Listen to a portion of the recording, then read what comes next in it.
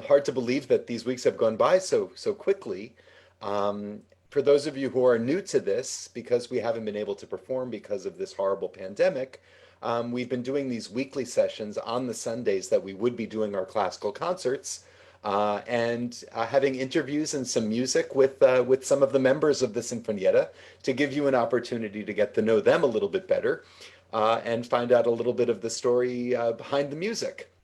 Um, just so you know, we've moved all of our programming from this year to next year. So we're hoping, upon hope, that we'll be performing back in Lake Placid next summer.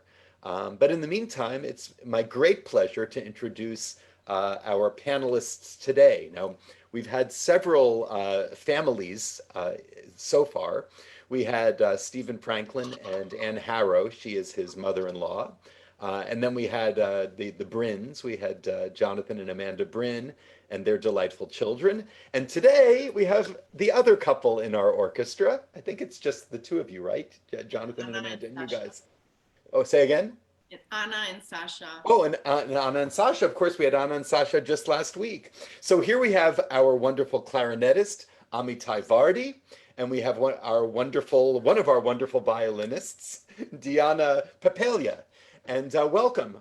And you can introduce the gentleman who's sitting next to you. This is Jonah. He's in for the journey today. How are you, Jonah? Can you say hello? So, where are you broadcasting from today? We are in a suburb of Cleveland where we live, where we've been continuously for many, many months. Yeah, how has that been for you? Has it been a difficult time? I think that overall it's been a yin and yang for sure. It's been difficult to be away from music, away from all of you in Lake Placid and other places that we were scheduled to perform. Um, on the other hand, it's been amazing to all be at the same place at the same time and with time to enjoy each other and cook and do things together and be as a family without continuously rushing from one gig or one place to the next. That's absolutely true. I've said the same thing that, as horrible as all of this is, there's something lovely about enforced time with the family where you have no choice. And so, your mind isn't going, well, where do I need to be now? There's no place to be. Right. So just for our attendees, if you have questions during any of this today, you can leave them in the question and answers. If you look at the bottom of your screen, there's a Q&A button, which will open a little window, and you can type in questions, and I'll try to address all of those as we go. And also, we have a chat, and you can certainly put questions in there too. I've got it all open on my computer screen. So let's start with you, Ami. I mean, both of you have such interesting stories. Where are you from? How did you come to the United States? And how did you choose the clarinet? Ooh, that's a lot of questions. Well, I was actually born in the States when my parents were in New Haven, Connecticut, and What were they doing in New Haven? my father was studying at Yale with Aldo Pariso. My father is a professional cellist um, who then moved back to Israel, where my parents are originally from. Mhm. We lived in Israel until I was 12 years old, and then my father got the position of cello professor at the University of Wisconsin in Madison. So we moved to Madison in 1990, and I actually started playing the clarinet 2 years prior. So um, I think that well, I was playing piano starting at age 5, and at some point I saw a concert of the Mozart Clarinet Quintet. This is probably uh, age 7 or 8, somewhere around there. And that was basically the moment where piano took a back seat, and I started playing clarinet when I was 10, and then obviously continued through my time in Madison, and And then what was it about the clarinet that drew you? Was it just the sound of the instrument or the beauty of the lines that Mozart wrote? well, I mean, Mozart, I think, is such a brilliant, obviously, composer.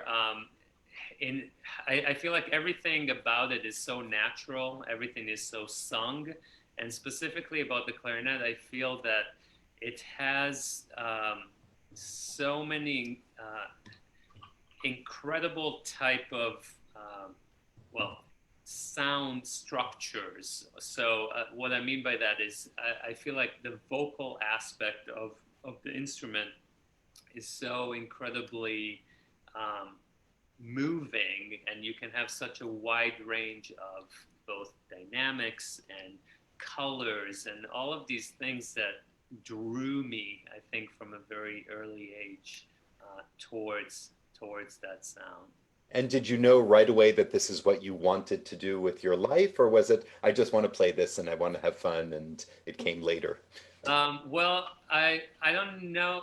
No, I don't think I knew that right away. It was music was always very natural for me, and growing up in a musical household, it was basically a given in a way. But my father, I remember, told me that if I could see myself doing anything but music, I should, just because it's such a crazy profession and a difficult profession, and I think it was his way of making sure that I go that route only if I'm 110% sure, It's um, very good advice. which was which was I think the right thing to do. So that was my way to rebel, to go towards music. That's really funny. So from Madison, where did you go to? So I began my undergraduate studies at the University of Wisconsin and then transferred to Indiana University. And so I got my bachelor's of music performance from Indiana University. I then came to Cleveland to do my master's. Um, and then I was playing with the Cleveland Opera at the time and a few other orchestras in town that I got gigs, and decided that I also wanted to study with Yehuda Gilad, who's the professor at USC and Colburn School in LA. He's a legend. He is. So I ended up basically dividing up my time between Cleveland and LA for a couple of years and taking intensive lessons with him during a two-year period. So obviously Yehuda is an Israeli as well. Yeah. And there something, I mean, the clarinet has such ties to music in Israel, Jewish music, klezmer music. Do you think that there's something to that? I know many great Israeli clarinetists. People, is it just part of your soul? Well, and I should mention that my teacher at Indiana was Eli Eban, who's also Israeli, and my teacher at CIM was Frank Cohen, who's also a legendary Jewish clarinetist. So there is something to that for sure. There is obviously klezmer. Clarinet is a very prominent instrument, and though I don't play klezmer very well, I think that there is a soulful aspect in Jewish music. Both the clarinet and actually the violin are just incredibly soulful and again sung. You can use your vocalization in all of those instruments, and I think that always again as much as it drew me, it's a very Jewish the heritage of Jewish music definitely lies there. Fantastic. So how did you come to Lake Placid? Where was the connection there? Well, Diana actually started playing there in, was it 2014? 2014. Yeah. Mhm. And so I Well, do you I wanna had go ahead? met Daniel our wonderful concertmaster, came to be a guest concertmaster for a chamber orchestra I play with in Cleveland. Mm-hmm. It's called City Music Cleveland. And that's when I met him. And I think, I don't remember exactly if it was that year or the year after, or I think Lake Placid was looking for that summer for a clarinetist and a violinist. So he had reached out to see if we were available. It's so great when that works out, and it's so rare that it works out Yeah. like that. Yes, it does. It actually ended up not working out that particular summer because I was scheduled to go on tour with the Cleveland Orchestra during that same period of time. And so my first official year didn't actually come until a couple of years after, in, I believe 2017, while Diana was already playing with the Sinfonietta for a couple of years. Very cool. So why don't we go to some music? We're going to be playing some videotapes of concerts that you've played in. Do you want to introduce the first excerpt? Sure. So the first one is the second movement of the Schubert Octet, and it's this incredibly beautiful, very long piece. It's almost an hour-long piece, and it's written for an unusual instrumentation. It's a string quartet plus bass. And then the winds are clarinet, bassoon, and horn. And it was modeled after the Beethoven septet, which has, I believe, the same instrumentation, but minus one violin, right? Mm-hmm. I think that's right. And it's an incredibly beautiful piece, very it has 6 movements. I performed this with members of the Cleveland Orchestra a few years back, and it's here in Cleveland. Fantastic. Well, I'm going to attempt now to share my screen. I think I've got it down. If not, bear with me. I'll be right with you.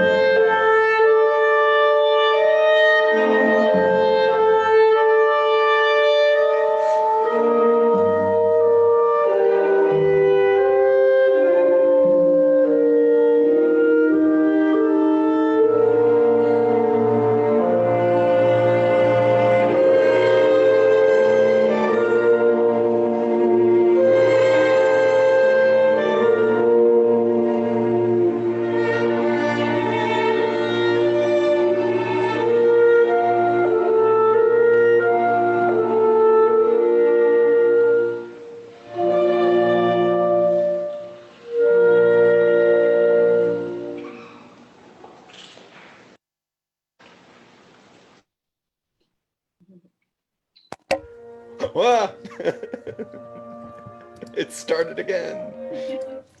Okay. A little bit of a glitch. That was spectacular, Ami. Thank you. Really, really beautiful. And what a perfect choice of a piece to highlight the clarinet. I mean, other than pieces like the Mozart quintet, the Brahms quintet, I can't think of music that uses the clarinet quite that beautifully. Yeah, yeah, it's just it's an incredible movement. The whole piece is really an amazing masterpiece. Yeah. One And of what my a beautiful favorites. group. I mean, the ensemble was wonderful. And what a joy that must be for you. It's hard to imagine playing a piece like that. I mean, obviously, I'm not a clarinet player, but the lines are so extraordinarily long, and the emotion of the piece shifts so dramatically from moment to moment.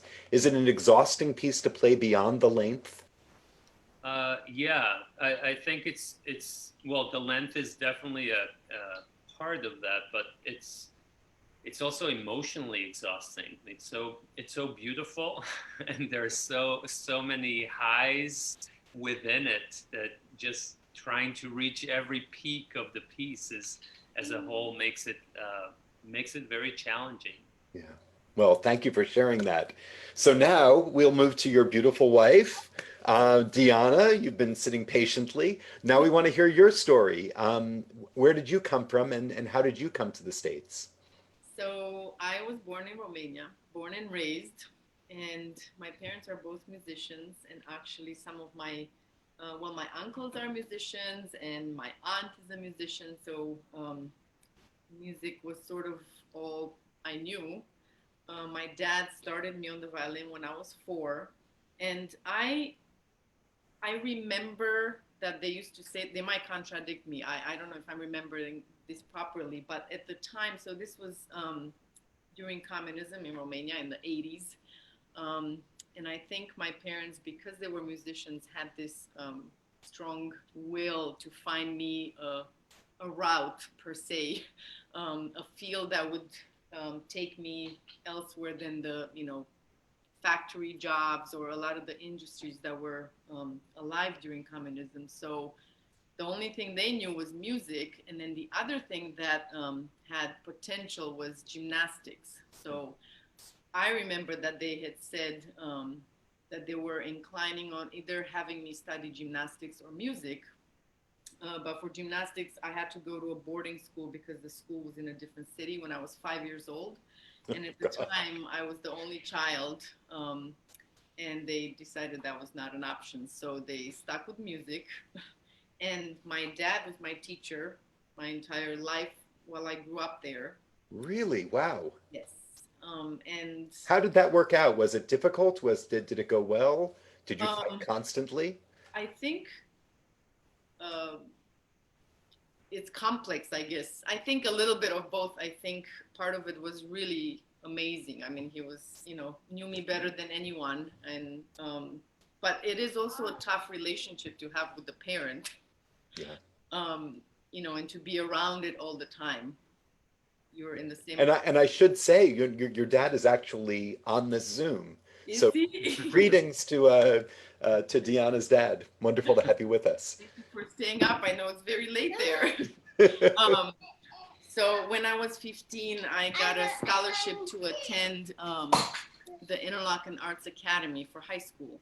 Mhm. And we didn't really know anything about it. We just knew we had heard from a violin teacher that it was very good and I should try to study there. So they packed my bags and sent me off. So I've done 3 years of high school there. But now there's Uh, more to the that's story. wonderful. When you told it to me the first time when we met last summer, you arrived there not knowing anything, anyone, what you were doing, where you were Right. going. It was quite an interesting experience looking back on it. I remember when I left, I mean, my parents didn't know anything about it either. So we had gotten this catalog with the rules, well, a handbook with the Mhm. rules and all sorts of details about the school. And I remember, for example, there was a picture on the cover of two students, and a boy and a girl, and the girl was wearing a sweater, and we understood from our English that that was the uniform. because the uniform was mentioned somewhere. So my mom went all over town and she found the seamstress and showed her the picture. And she had custom made two sweaters of the same identical sweater that this girl was wearing. And it was, it wasn't like a blue sweater. It had lines. It was a very particular model. So when I showed up on campus and I was wearing my little sweater, people thought it was really adorable that I had exactly the same sweater that the girl on the cover was wearing. So it's a very beautiful place up in Michigan and at Interlaken. Did you enjoy your time there? I loved it there. It was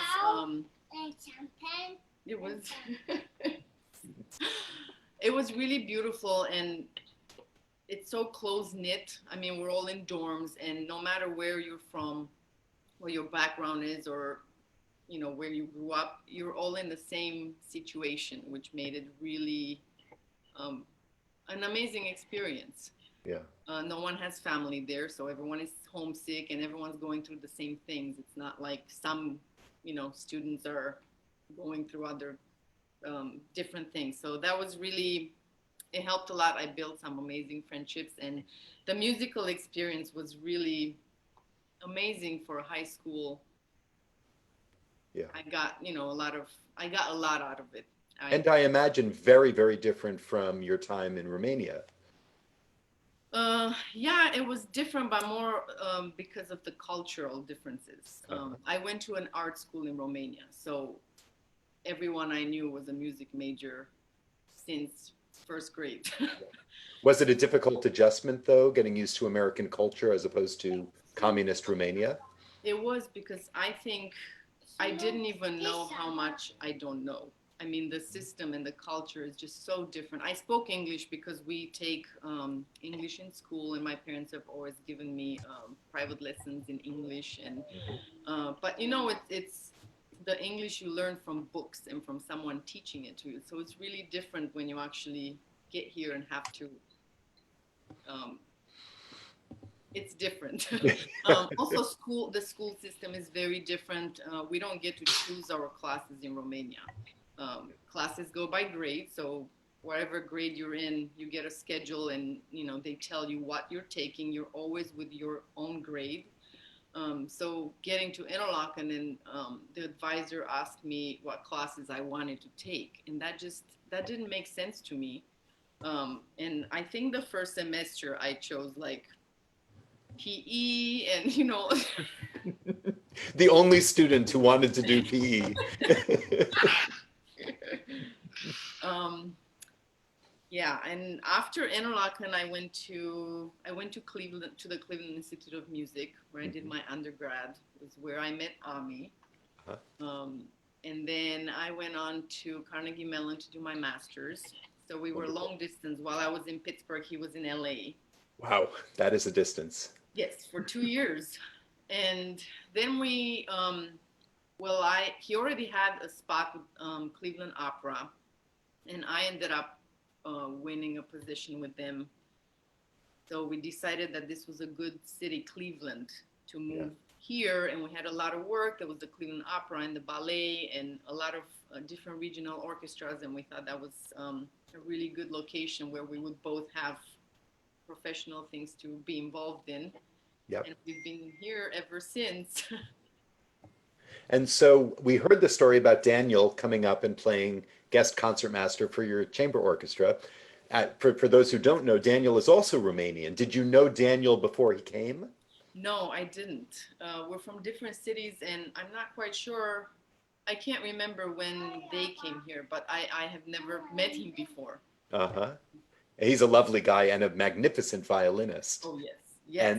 And interestingly, there are several Romanians in the Lake Placid Sinfonietta. Do you have like gatherings where just you get together and speak Romanian with each other and eat Romanian food? And We do actually, while in Lake Placid, we have done that. Uh-huh.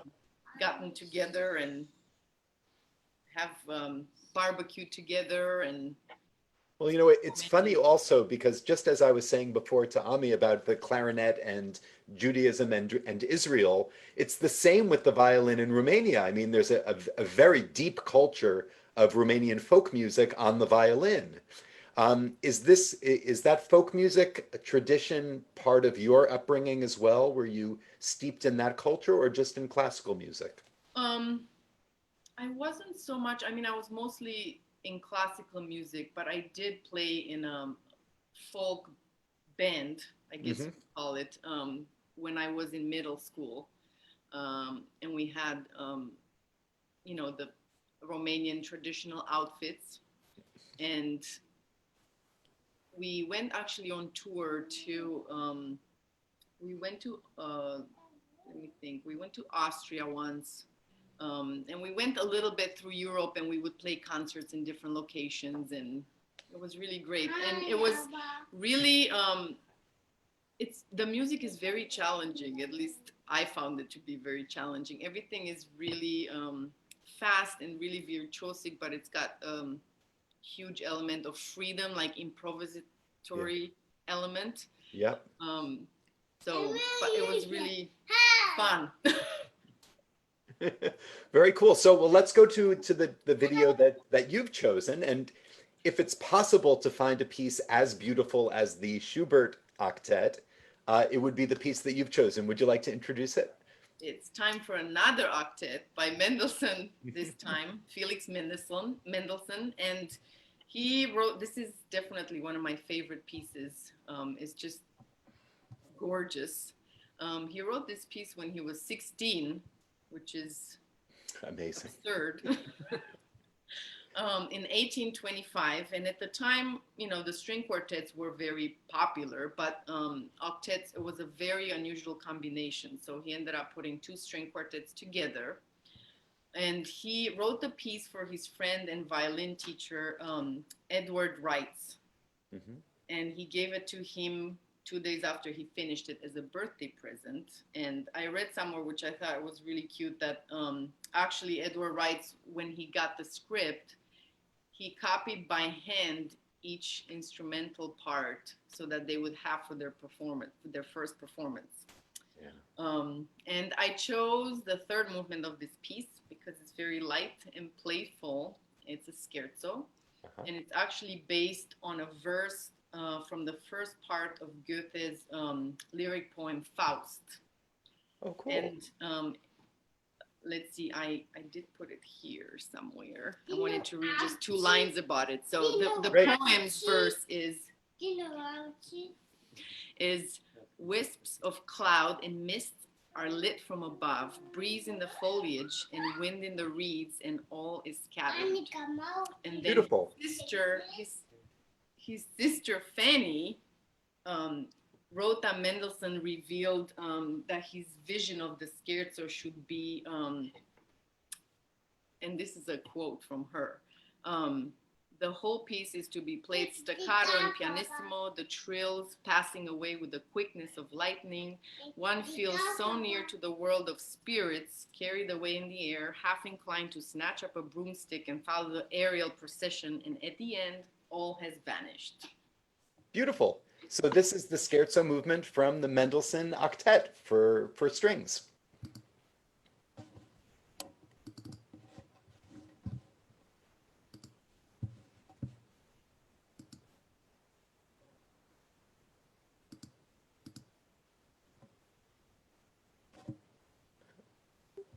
Ah, let's try this again.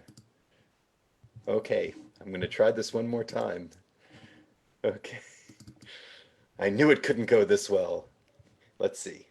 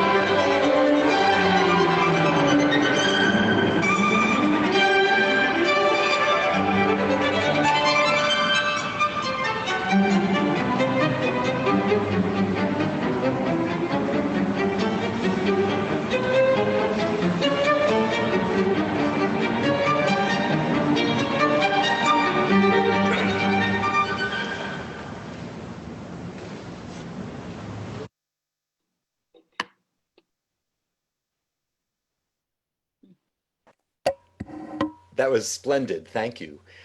So that piece, I mean, I listened to that and it reminds me tremendously of Midsummer Night's Dream Overture.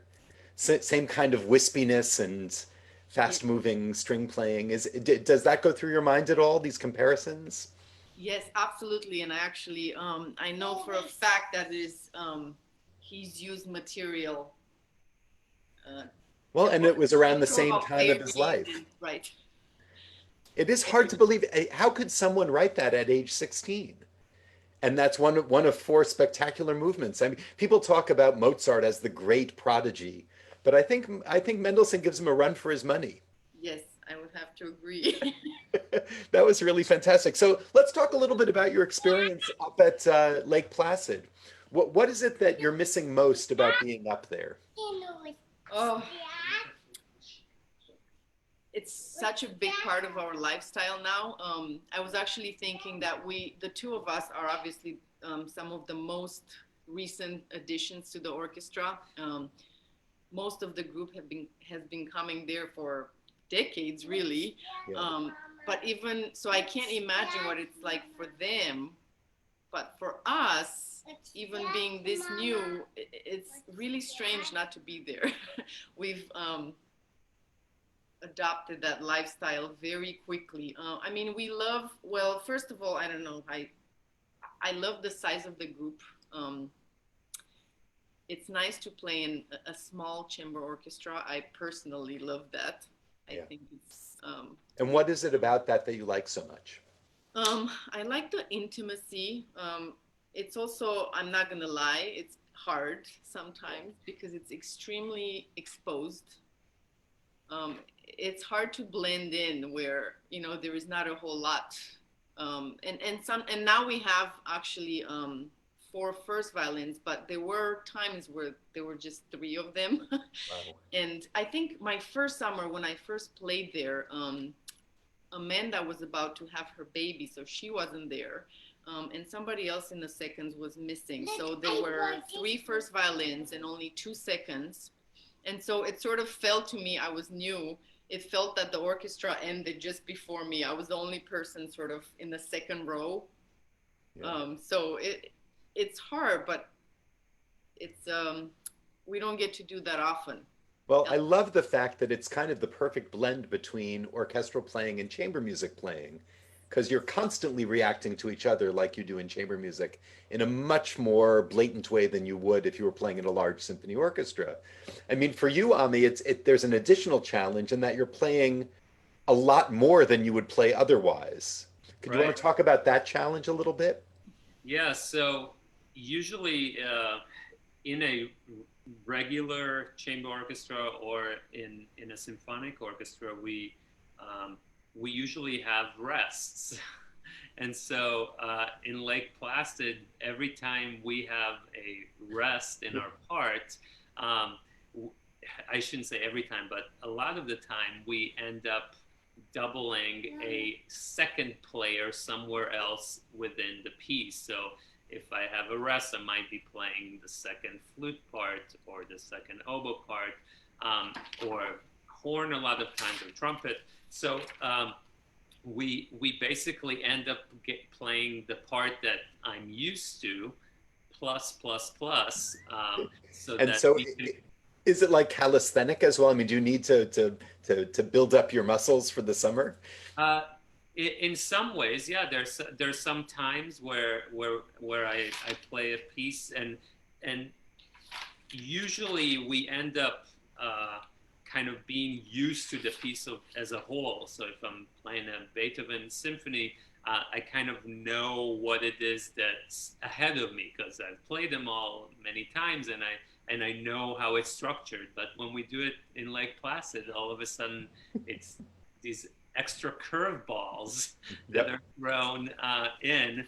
And so both in terms of the actual muscles, but even more so in terms of concentration, because all of a sudden you're playing a whole new piece that you've never played before, which is really amazing to be able to play a lot of the quote unquote classics, but play them in a whole new way, which also allows me to hear the piece in a completely new way and internalize it and figure things out that I never knew were there before, when I play it as is.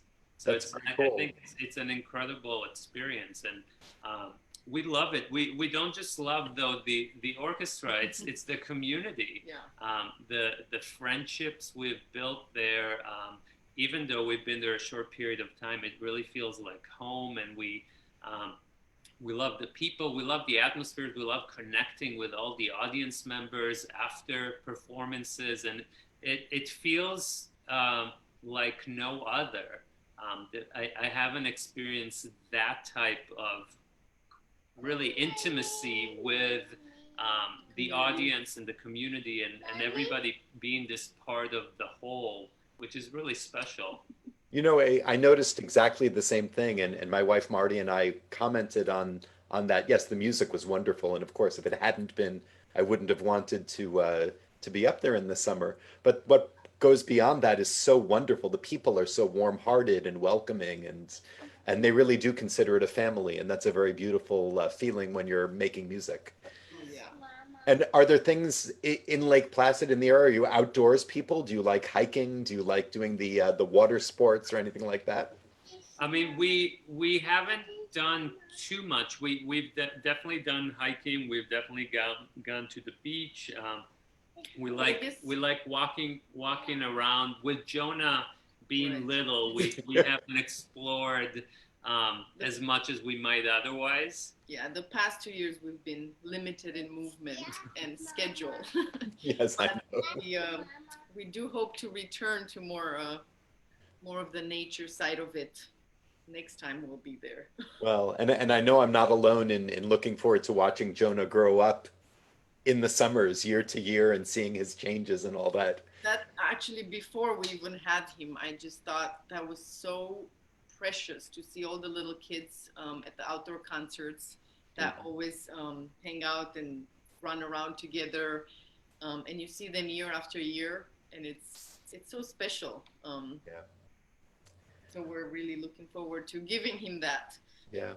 Well, let's go and play the final selection, and then we'll have a little bit of time afterwards to close things up. Do you want to introduce this one, Ami? Sure. This is by Joseph Horowitz. He's originally from Austria, from Vienna.